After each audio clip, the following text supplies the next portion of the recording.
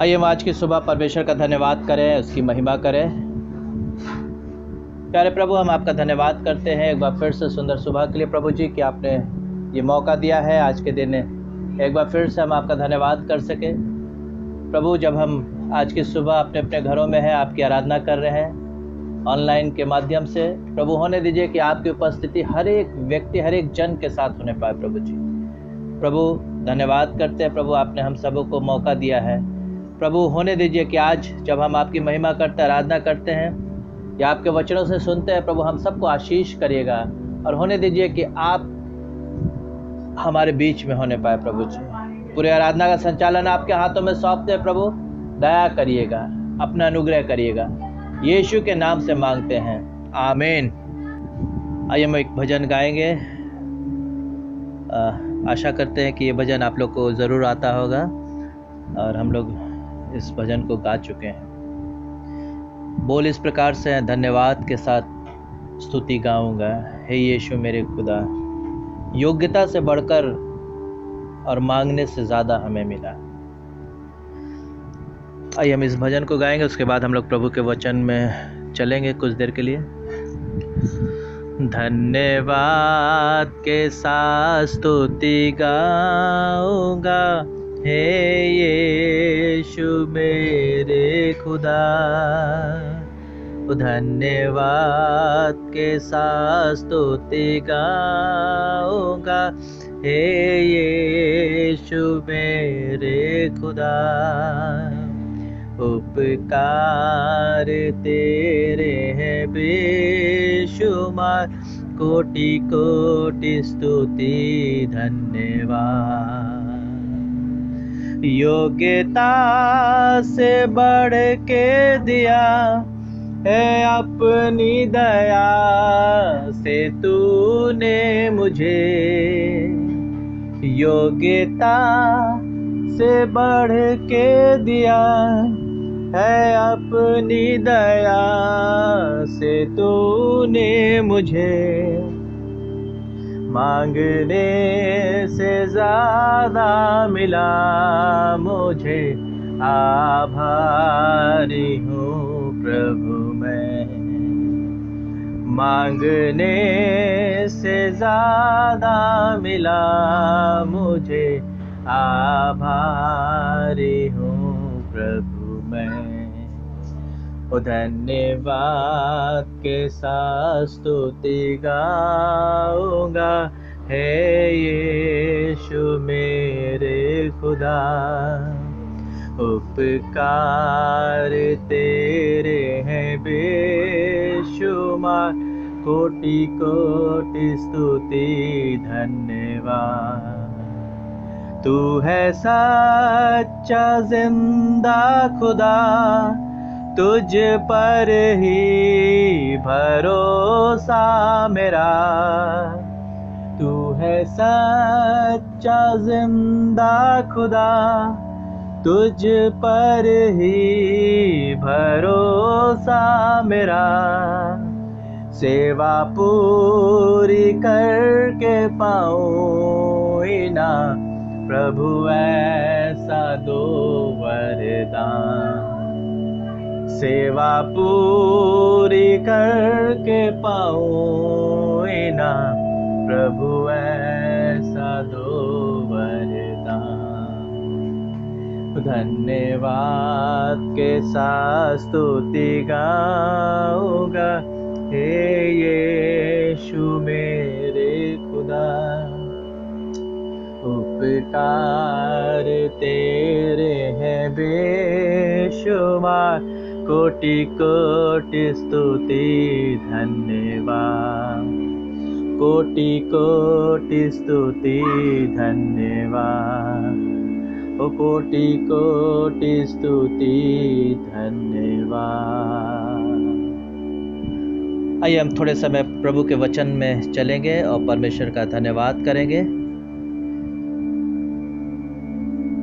और आज की सुबह हम देखेंगे कि किस प्रकार से उसका वचन हमें सामर्थ प्रदान करता है, या किस प्रकार उसका वचन हमारे मार्ग के लिए उजियाला होता है। भजन संहिता 119 और इसके 105वें पद में इस प्रकार से लिखा है, तेरे वचन मेरे पाँव के लिए दीपक और मेरे मार्ग के लिए उजियाला है। हाँ, यकीनन उसका वचन आपके और हमारे जीवन में उजियाला यानी रोशनी लेकर के आता है। इसी अध्याय 119 भजन और उसके 103 पद में इस प्रकार से लिखा है कि जब उसकी बातें खुलती है तो हमारे सामने प्रकाश हो जाता है। और सच में उसका वचन या उसकी उपस्थिति जब हमारे और आपके जीवन में आती है तो एक नई प्रकाश को लेकर के आती है, एक नई रोशनी लेकर के आती है। जब आप और हम निराशाओं में फंसे रहते हैं, प्रभु के लोगों, यह हम विश्वास करते हैं जब उसने आपको और हमें चुना है और अपना प्रेम आपके और हमारे लिए प्रकट किया है। उसने अपने इकलौते पुत्र प्रभु यीशु मसीह को इस जहां पे भेज करके अपने प्रेम को दर्शाया है। हाँ, ये उसका प्रेमी है जो आपको और हमें इस पृथ्वी पर या इस संसार में, समाज में रहने की सामर्थ्य प्रदान करता है। यदि उसका प्रेम नहीं होता तो शायद आप और हम एक क्षण भी रुक नहीं पाते। हाँ प्रभु के लोगों, ये बहुत ज़रूरी है। उसका वचन ही है जो आपके और हमारे अंधकार में जीवन में रोशनी लेकर के आता है। परमेश्वर का धन्यवाद हो कि उसने इस महामारी के समय भी आपको और हमें, हम विश्वासियों को, जो हम विश्वास करते हैं, संभाल के रखा है। संसार और समाज के बहुत सारे ऐसे लोग हैं जो अब बहुत बड़ी निराशाओं में जा रहे हैं, बड़ी बड़ी समस्याओं में घिरे हुए हैं। समझ में नहीं आ रहा है कि हम क्या करें, किस प्रकार से अपने परिवार को चलाएं या किस प्रकार से हम अपना जीवन व्यापन कर सकें। ये प्रभु आपको और हमें संभाल के रखा है और हर प्रकार से उचित वस्तुओं से हमें भर के रखा है। परमेश्वर का धन्यवाद करते हैं। जैसा कि आप सभी लोग जानते हैं, मेरी पत्नी का तबीयत ठीक नहीं है। इधर बीते सप्ताह से उसकी तबीयत थोड़ी ज़्यादा ख़राब हो गई है और आप जानते होंगे कि मैं दानापुर में फंस गया हूँ लॉकडाउन के चलते, ये कोरोना वायरस के कारण। पत्नी बनारस में है, मैं दानापुर में हूँ। लेकिन परमेश्वर का धन्यवाद करते हैं, जब हम उस पर भरोसा करते हैं तो वो आपके लिए, हमारे लिए उपाय निकालता है। यकीनन वो यहोवा यीरे है, उपाय निकालने वाला परमेश्वर है। और प्रभु ने ये मौका दिया कि मैं किसी तरीके से, मैं कल की शाम बनारस आ गया और मैं इस समय आपसे बनारस से बातचीत कर रहा हूँ। ये परमेश्वर का अनुग्रह है, यकीनन ये परमेश्वर का उपाय है। जब आप और हम उसकी उपस्थिति में, जब आप और हम उससे प्रेम करते हैं तो यकीनन वो आपके लिए, हमारे लिए मार्ग निकालता है। हम सब जानते हैं इस समय सारा ट्रांसपोर्टेशन ठप है, बंद है। कहीं कोई ट्रेन नहीं चल रहा है, कहीं कोई बस नहीं चल रहा है, इंटर स्टेट कोई बस नहीं चल रहा है। लेकिन ये परमेश्वर का हम धन्यवाद करते हैं कि उसने मेरे लिए उपाय निकाला, मैं अपनी पत्नी के पास जा सका। यकीनन प्रभु यहोवा हमारा चरवाहा है, हमें किसी भी भली वस्तु की घटी नहीं होती है। मैं बहुत परेशान था, जब फ़ोन से लगातार बात होती रहती है कि कैसी हो, क्या हालचाल है, तो सुन सुन के मन बड़ा विचलित हो रहता है कि बस किसी प्रकार से मैं अपनी पत्नी के पास पहुंच जाऊं, किसी प्रकार से। और परमेश्वर का धन्यवाद कि उसने कल के दिन मुझे सहायता किया और मैं पटना से बनारस आने पाया। परमेश्वर का धन्यवाद करता हूँ। बीते सप्ताह हम लोगों ने मदर्स डे बनाया था और सिस्टर आसरीन बहुत अच्छी तरीके से माताओं के रोल के विषय में बताया था कि किस प्रकार से माताओं को होना है। जब हम मसीह कहलाते हैं तो हम मसीह माताओं का क्या दायित्व है या क्या किरदार है, इस बात को हमें समझना सिर्फ माताओं के लिए नहीं है, बल्कि ये हम सब के लिए है। हम पिता लोग भी इसके जिम्मेदार हैं और ये जिम्मेदारी हमें बहुत अच्छी तरीके से समझना है कि हमें किस प्रकार से मसीह परिप्रेक्ष्य में हमें अपने जीवन को या अपने परिवार को चलाना है। बहुत सारे वचन से बात करी थी। आज हम लोग कुछ क्षण देखेंगे उसके उपस्थिति में, in his presence. Yes, there is fullness of joy in his presence. When we leave ourselves into His presence, we will fill with His joy. भजन संहिता 16 अध्याय और उसके 11वें पद में इस प्रकार से लिखा हुआ है, तू मुझे जीवन का रास्ता दिखाएगा, तेरे निकट आनंद की भरपूरी है, तेरे दाहिने हाथ में सुख सर्वदा बना रहता है। हाँ, यकीनन आपको और हमें जीवन का रास्ता तो दिखाने वाला सिर्फ और सिर्फ वही है।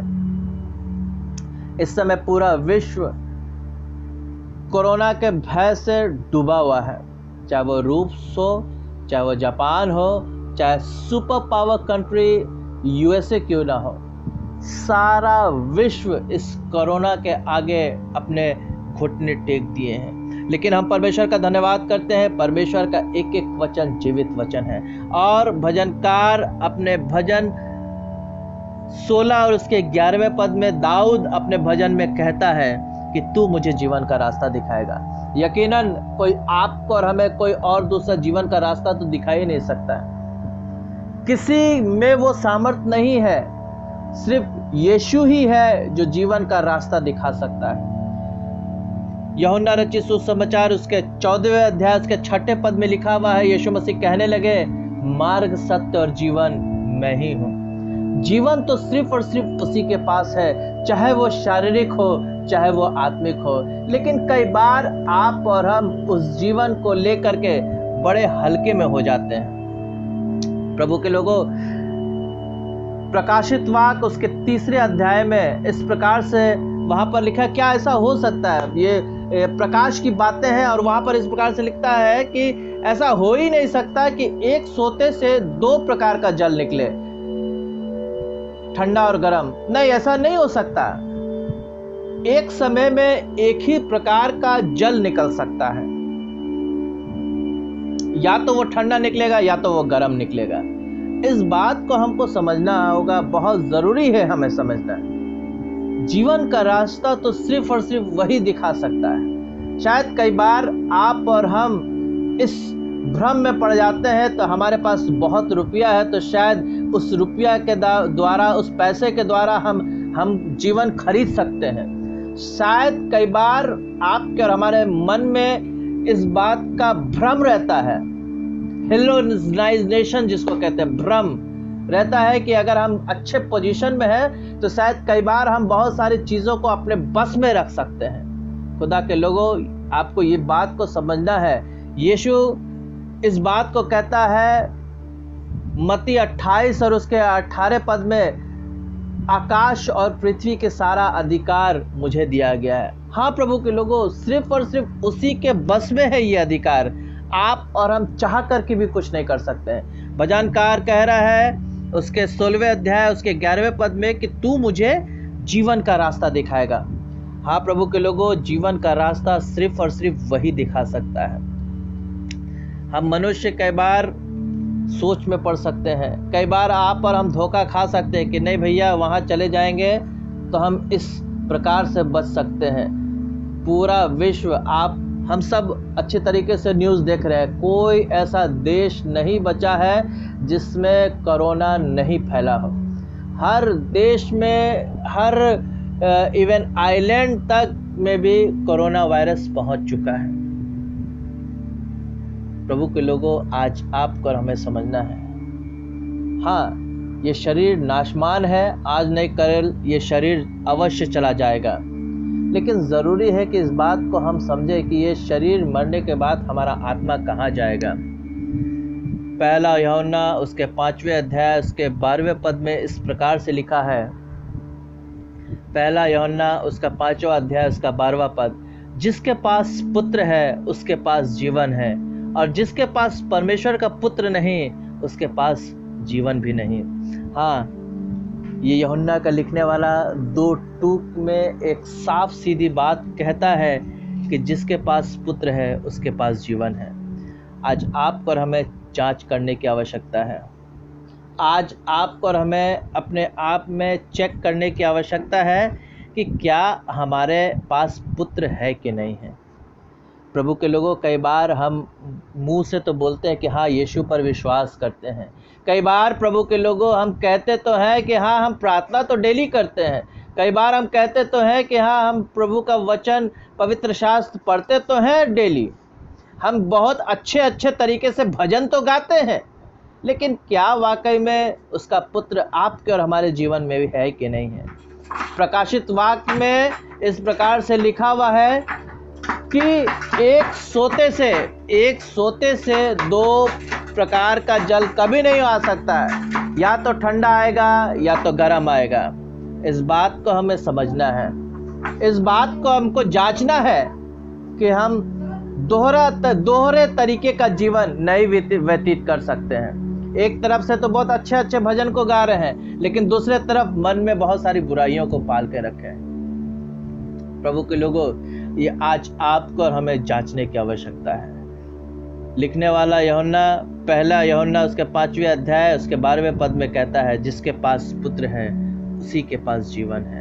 हाँ, उसी के पास जीवन है, जीवन और किसी चीज में नहीं है। भले ही वैक्सीन बन जाए, यदि ईश्वर ना जीवन दे, यदि यीशु जीवन ना दे, तो उस वैक्सीन के पड़ने के बाद भी आप और हम जीवन नहीं प्राप्त कर सकते। वैक्सीन बनाने का दिमाग, बुद्धि तो सिर्फ और सिर्फ परमेश्वर की ओर से है, और कोई अपनी समझ से नहीं बना सकता। कितने बड़े ज्ञानी क्यों ना हो, उन्हें यीशु के सामने घुटने टेकने ही टेकने हैं। यूहन्ना रचित सुसमाचार उसके 11वें अध्याय और उसके 25वें पद को पढ़ेंगे तो इस प्रकार से वहाँ पर लिखा हुआ है। यूहन्ना 11वां अध्याय और उसका 25वां पद, यहाँ पर लिखा हुआ है, यीशु ने कहा, पुनरुत्थान और जीवन मैं ही हूँ। हाँ, पुनरुत्थान और जीवन यीशु ही है, और जो कोई मुझ पर विश्वास करता है वो यदि मर भी जाए तो भी जिएगा। हाँ, आज नहीं कल तो हमें मरना तो अवश्य है। सबोपदेशक में भी इस प्रकार से लिखा है, जन्म के दिन से उत्तम है मृत्यु का दिन, यानी मृत्यु तो आनी ही आनी है। इसमें कोई संदेह की बात नहीं है कि मृत्यु नहीं आएगी, मृत्यु तो आनी ही आनी है। लेकिन क्या आप और हम मृत्यु के पार जाएंगे कि नहीं जाएंगे? ये एक प्रश्न है आपके और हमारे पास। क्या हम मृत्यु के पार जाएंगे कि नहीं जाएंगे? खुदा के लोगों, प्रभु के लोगों, आज आपके और हमारे पास समय है। Let us live our life in his presence, let us devote our self into his presence. सिर्फ और सिर्फ उसके उपस्थिति में ही आपको और हमें जीवन मिल सकता है। यकीनन और किसी के उपस्थिति में आप और हम उस जीवन को नहीं प्राप्त कर सकते। प्रभु के लोगों, एक किसी जन ने बड़े ही अच्छे तरीके से इस बात को कहा है कि जो व्यक्ति एक बार जन्म लेता है वो 2 बार मरता है, लेकिन यदि जो 2 बार जन्म लेता है वो सिर्फ और सिर्फ 1 बार ही मरता है। यदि आप और हम एक बार शारीरिक रूप से माँ के गर्भ से जन्मे हैं और यीशु के गर्भ से नहीं जन्मे या यीशु के प्रेम से नहीं जन्मे हैं, तब आपका और हमारा 2 बार मृत्यु होगा। पहला मृत्यु तो शारीरिक होगा और दूसरा मृत्यु अनंत जीवन तक का, अनंत काल तक का मृत्यु होगा। लेकिन जो व्यक्ति 2 बार जन्म लेगा, एक शारीरिक माँ के गर्भ से और दूसरा यीशु में से जो जन्म लेता है, सिर्फ और सिर्फ उसका शारीरिक मृत्यु होगा और आत्मिक मृत्यु कभी नहीं होगा। यूहन्ना 3 अध्याय के 16वें पद में लिखा हुआ है, ताकि जो कोई इस पर विश्वास करे वो नाश ना हो बल्कि अनंत जीवन मिले। हाँ, आप और हम अनंत जीवन के वारिस हैं, आप और हम अनंत जीवन के वारिस हैं। प्रभु के लोगों, पूरे पवित्र शास्त्र में उठा करके देखें, जितने लोगों ने अपने आप को उसके उपस्थिति में छोड़ा, वो लोग अनंत जीवन के भागी हुए। सच में उसकी करुणा, उसकी दया लगातार आपके और हमारे ऊपर बनी रहती है। प्रभु के लोगों, ये ज़रूरी है कि आप और हम इस बात को समझें, इस बात को जानें कि उसके उपस्थिति में, उसके प्रेम में आपको और हमें बढ़ते चले जाना है। भजनकार यदि 136 देखें, वहाँ पर देखें कि वहाँ पर बार बार कहता है यहोवा का धन्यवाद करो क्योंकि वो भला है और उसकी करुणा सदा की है, और उसकी करुणा सदा की है। वो प्रभुओं का प्रभु है, उसका धन्यवाद करो क्योंकि उसकी करुणा सदा की है। हाँ प्रभु के लोगों, यहाँ पर अगर 136 अध्याय पढ़िएगा तो यहाँ पर 26 बार इस बात को बताया गया है कि उसकी करुणा सदा की है, उसकी करुणा सदा की है, उसकी करुणा सदा की है। प्रभु के लोगों, यशायाह नबी इस बात को कहते हैं कि तुम्हारे पाप चाहे कैसे भी क्यों ना हो, अर्गवानी रंग के भी क्यों ना हो, लेकिन मैं उन्हें धो करके हिम की नाई श्वेत करूँगा। हाँ प्रभु के लोगों, यदि आप और हम चाहते हैं कि हम उस श्वेत जीवन को प्राप्त कर सकें, यदि आप और हम चाहते हैं कि इस बात को कि यीशु हमारे लिए कहे कि हाँ ये वे लोग हैं जो महाक्लेश से होकर के आए हैं, ये वे लोग हैं जिन्होंने अपने कपड़े को उस मेमने के लहू से धोया है। प्रभु के लोगों, यीशु तो सिर्फ और सिर्फ इसीलिए आया था ताकि वो आपके लिए और हमारे लिए अपने गाढ़े खून को बहा करके खरीद सके। उसने खरीद तो लिया है, लेकिन क्या हम उसकी उपस्थिति में है कि नहीं है। आज प्रभु के लोगों, आपके और हमारे पास ये मौका है इस लॉकडाउन के समय आप और हम अपने आप को उसके हाथों में दें। इस लॉकडाउन के समय प्रभु के लोगों, आप और हम अपने आप को उसके उपस्थिति में छोड़ें। उसकी बातें खुलेंगी, उसकी उपस्थिति आपके और हमारे जीवन में आएगा। यकीनन हमारे निराशा भरे जीवन में वो रोशनी लेकर के आएगा। प्रभु के लोगों, आज आप और हम परमेश्वर से वादा करें और परमेश्वर से कहें कि प्रभु मैं चाहता हूँ या चाहती हूँ कि आपकी उपस्थिति में समय को व्यतीत करूँ। आइए अपनी आंखों को बंद करें। अनुग्रहकारी सामर्थी प्रभु यीशु, धन्यवाद करते हैं सुंदर समय के लिए प्रभु जी कि आपने हम सबों को ये मौका दिया। प्रभु कुछ क्षण हम आपकी उपस्थिति में व्यतीत किए। प्रभु हमें कायल करिए, तैयार करिए प्रभु, ताकि हम अपने आप को आपकी उपस्थिति में देने वाले हो सके। धन्यवाद करते हैं प्रभु, जितने लोगों ने आज आपकी आवाज़ को सुना है, आपके वचन को सुना है प्रभु, हम सबको तैयार करिए प्रभु जी, ताकि हम अधिक से अधिक समय आपको देने वाले हो सके। धन्यवाद के साथ प्रार्थना उद्धारकर्ता प्रभु यीशु के नाम से मांगते हैं, आमीन। आइए हम लोग प्रभु की प्रार्थना करेंगे। हे हमारे पिता, तू जो स्वर्ग में है, तेरा नाम पवित्र माना जाए, तेरा राज्य आए, तेरी इच्छा जैसे स्वर्ग में पूरी होती है वैसे पृथ्वी पर भी हो। हमारे दिन भर की रोटी आज हमें दे, और जिस प्रकार हमने अपने अपराधियों को क्षमा किया है वैसे ही तू भी हमारे अपराधों को क्षमा कर, और हमें परीक्षा में न डाल परंतु बुराई से बचा, क्योंकि राज्य और पराक्रम और महिमा सदा तेरी ही है, आमीन। आइए हम लोग आशीष वचन ग्रहण करेंगे। अब परमेश्वर का प्रेम, प्रभु यीशु मसीह का अनुग्रह, पवित्र आत्मा की संगति और सहभागिता अब से लेकर हम सभी विश्वासियों के साथ सदा सर्वदा होते रहे, आमीन। प्रभु आप सबको आशीष करे, और मैं विश्वास करता हूँ आज के सुबह आप लोगों ने आशीष पाया होगा। ज़रूर इस वीडियो को शेयर करिए, लाइक करिए, और आशीष का कारण आप भी बने। प्रभु आप सबको आशीष करे। Praise the Lord.